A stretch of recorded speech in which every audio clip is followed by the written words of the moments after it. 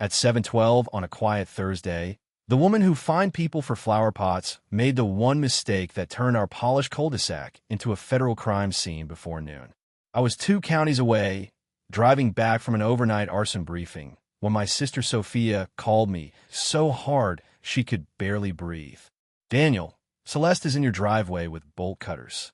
Through her shaking video, I watched Celeste Whitmore, the HOA queen of Brookmere Lane, snap the chain around my black government truck like she was cutting ribbon at a parade.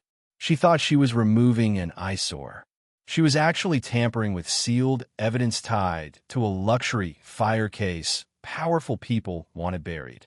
If some neighborhood tyrant ever acted like they owned your home, tell me in the comments what line they crossed, because what Celeste crossed that morning was not a line. It was a cliff, and once she stepped over it, every lie she had hidden behind pearl earrings and polite smiles started falling apart. Brookmere Lane looked perfect from the outside. Trimmed hedges, pale stone mailboxes, matching roofs, silence so polished it felt rehearsed. My grandmother left me that house because she said a home should feel safe, not expensive. Celeste hated that idea. She loved control more than order. And the moment she learned my black task force truck stayed in the driveway, she started feeding Sophia violation letters dressed up like law. The problem for her was simple. I worked fire investigations on a regional task force, and that truck carried a locked case holding video backups, insurance statements, and one ledger connected to a high-end condo blaze that smelled less like accident and more like payoff. Sophia dug through the real HOA bylaws at Grandma's old dining table and found what Celeste hoped nobody would read. Emergency and government vehicles were exempt. Celeste was inventing rules, weaponizing fear, and pressuring owners on our block to sell cheap. She didn't just want my truck gone. She wanted the last stubborn houses cleared.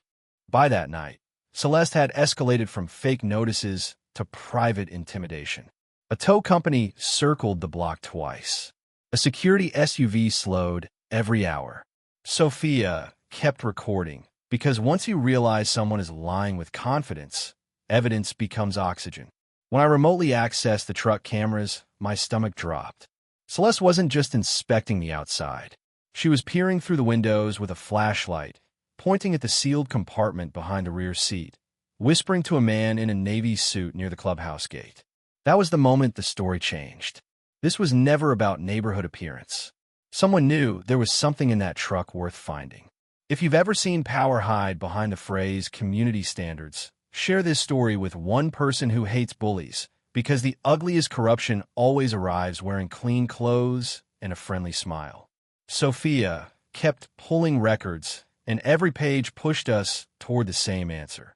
Celeste had been helping a developer squeeze families out block by block. At 6:41 the next morning, Sophia's camera caught the move Celeste thought would end everything. She had the truck hauled behind the locked community clubhouse and chained inside the service yard like a trophy. She stood there with crossed arms while neighbors peeked through blinds, waiting for someone to stop her. Nobody did, until the truck's tamper alert sent its location, motion log, and security footage to my unit. By 8:03, 3 investigators and 2 county deputies rolled into Brookmere with folders already in hand. Celeste made one last mistake that still feels unreal when I replay it. She refused to open the gate. She told armed investigators they had no authority inside private HOA property. Sirens, radios, rising voices, neighbors stepping onto sidewalks. Sophia still filming from behind a hedge. Every second tightened the knot she had tied around herself. Then Mr. Halpern from the corner house walked out with his own folder. Then Mrs. Valles. Then 2 more families. The silence Celeste had ruled with for years was finally breaking.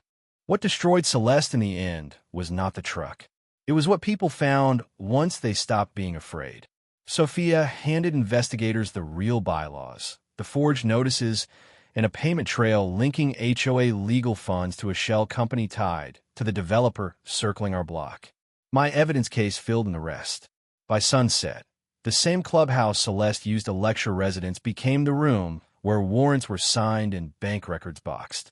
She walked in expecting obedience and walked out flanked by deputies, finally looking smaller than the power she had borrowed. Weeks later, the board was dissolved, the land deal collapsed, and the family she tried to pressure stayed exactly where they were. Grandma's house remained ours. The truck came back to the driveway, and the street that used to lower its eyes every time Celeste passed learned a lesson most bullies never see coming. Fear can run a neighborhood for a while, but truth only needs one morning to take it back. If you stay till the end, comment "Truth breaks gates" and share this with someone who loves watching control freaks lose everything.